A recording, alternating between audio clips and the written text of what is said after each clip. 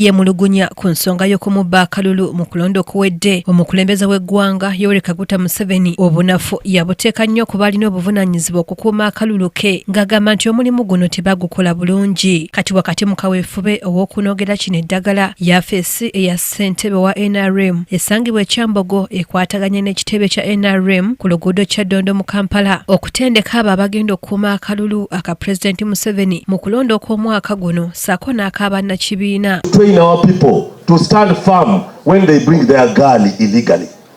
Abeetabye mu nteekateeka eno ey'okubangula kwe kuli ssaabawolereza wa gavumenti Kiryowa Kiwanuka akulira yafeesi ya ssentebe wa Nrm Hajjati Hadija Namyalo, amyuka sipiika wa Paalamenti Thomas Tayebwa, akulira akakiiko ak'ebyokulonda mu Nrm Dr. Tango Doi wamu n'abalala bangi. Ku mukolo guno wasooseewo okubangula okuva eri abakungu ab'akakiiko ak'ebyokulonda nga bano basoose kulaga abakuuma akalulu engeri gye balina okukolamu omulimu guno. Hajjati, we must train these people separately.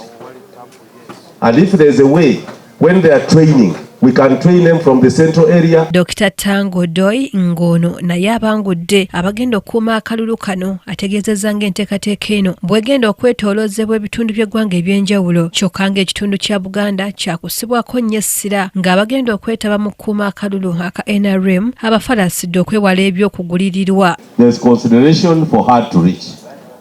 They must be helped to reach. You must reach.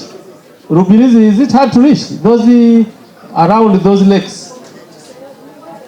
Then Bufundi, the Bunyonyi area, Bufundi. Okay. Ssaabawolereza wa gavumenti Kiryowa Kiwanuka naye mu kwogerako eri abagenda okukuuma akalulu ka Nrm asabye abantu okugoberera amateeka ag'ebyokulonda naddala nga bamaze okulonda okubeera mitaazi 2 okuva mu bifo we balondera. AM and ends at 4 p.m. But any people who are in the voting line by 4 p.m., the polling constable at that polling station will go and stand behind the last person, and that will be the last person to vote. No one can join the line after 4, but all the people who are in the line by 4 p.m. are allowed to vote. Voting starts at 7 a.m.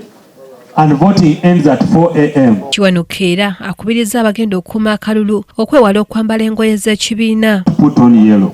Let's be clear. Don't tell me about you don't have any other colors, find them. Do not put on yellow. Now, when they tell you about intimidation, that's how they start. A person cannot intimidate someone they cannot identify. So in order for you to avoid being involved in any controversy, don't put on yellow. Amyuka omukubiriza ow'olukiiko lw'eggwanga olukulu Thomas Tayebwa asabye abagenda okukuuma akalulu okussessira ku mulimu ogubaweereddwa baleme ate kugattiriza buvunaanyizibwa bulala. Be a double agent on that day. On that day, tell these people we are putting on polling stations. Don't say I'm an agent for the president, I'm also an agent for the flag bearer. I think we must make it very, very clear. Okay? You must make it very clear to them they are only going to be agents for the president. You can vote for the flag bearer.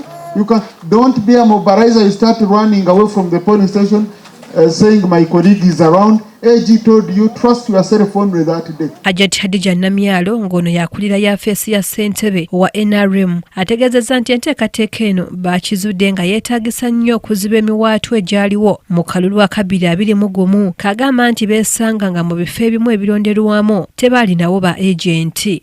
Tutwaliza wamu emyaka egiyise tubadde twesanga polling stations ezimu tetulinaako bakuuma kalulu n'otuuka ku polling station emu nga tetulinawo mukuumi neweesanga nti olumu ne batutwala mu kooti nga DR form ba teyatuuse in time oba nga tetwagifunye.